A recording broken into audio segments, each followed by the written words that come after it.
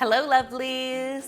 As a lot of you already know, I am expecting the arrival of my second little bundle of joy in just a few weeks. And as such, I am doing a lot of meal prepping these days so I can freeze the food and then have it on hand when all of the diapering and breastfeeding and baby snuggling begins. So today I thought I would share with you guys one of my very favorite make ahead recipes for these absolutely divine double chocolate sea salt cookies that not only are delicious, but are absolutely loaded with good for you ingredients. In fact, these cookies are vegan, gluten-free, dairy-free, and egg-free, so there's so much to love. In a pinch, I'll even eat one or two for breakfast because that's how much I love them. So in my bowl, I am starting with some oats. Now I'm using quick oats in this recipe, but old-fashioned oats will totally do here. So whatever you have on hand in the pantry is just fine. To that, I'm going to add some almond flour.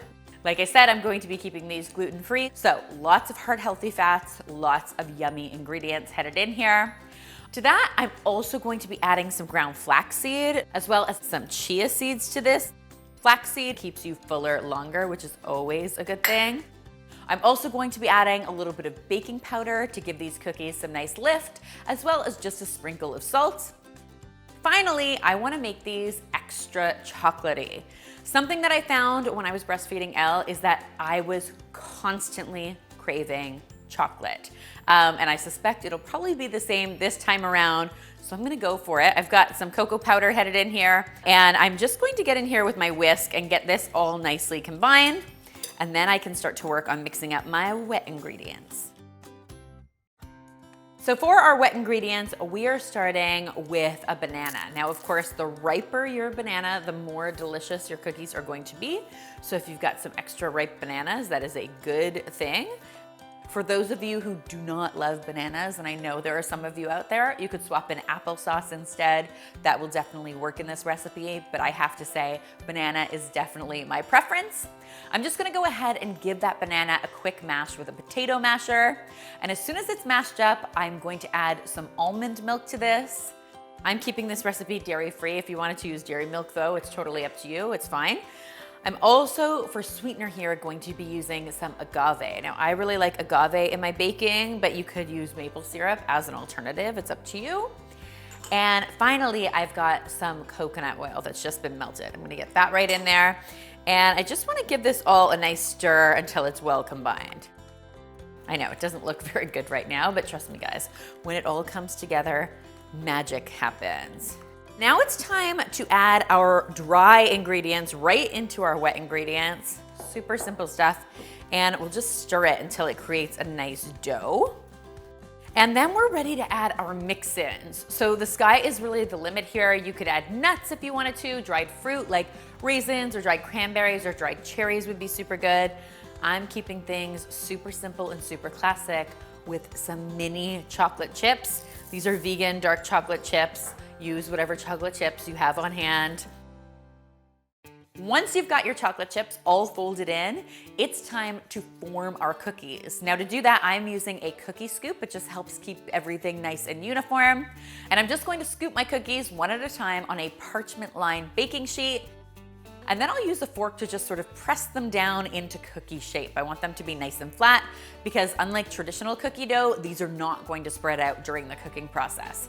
Pretty much however they go into the oven is how they're going to come out. The final step is adding your sea salt. So I have got some flaked sea salt here, and let me tell you, the flaked sea salt really makes these cookies because they're really rich and fudgy, super chocolatey, super sweet.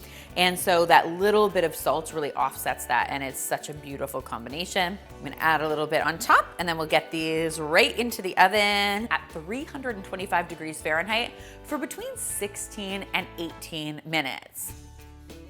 You are not going to believe how chocolatey and delicious your kitchen is going to smell. It is absolutely one of the best parts about baking these cookies. Now, of course, they can be enjoyed right away, hot and fresh from the oven, or you can store them in the refrigerator for up to 5 days or in the freezer like I'm going to do for up to 3 months. They are super soft and chewy and delicious and perfect when enjoyed with a glass of milk. Oh gosh, so good. Guys, I really hope you love these cookies as much as I do. In fact, I have a feeling you definitely will, so you should consider making a double or triple batch because, like I said, they freeze really well, and who doesn't want to have more cookies on hand? If you do give them a try for yourselves, be sure to tweet me, Instagram me, or Facebook me a photo because you know how much I love seeing your kitchen creations. This recipe, like all of my recipes, is featured on healthymealplans.com, our amazing meal planning site that allows you to browse more than 1,000 recipes, drag and drop them into your weekly meal plan, and then automatically generates your grocery list for the week. It is guaranteed to make your life in the kitchen easier week after week, which is why I love it so much. And finally, if you haven't already, be sure to subscribe because there is lots more deliciousness where this came from.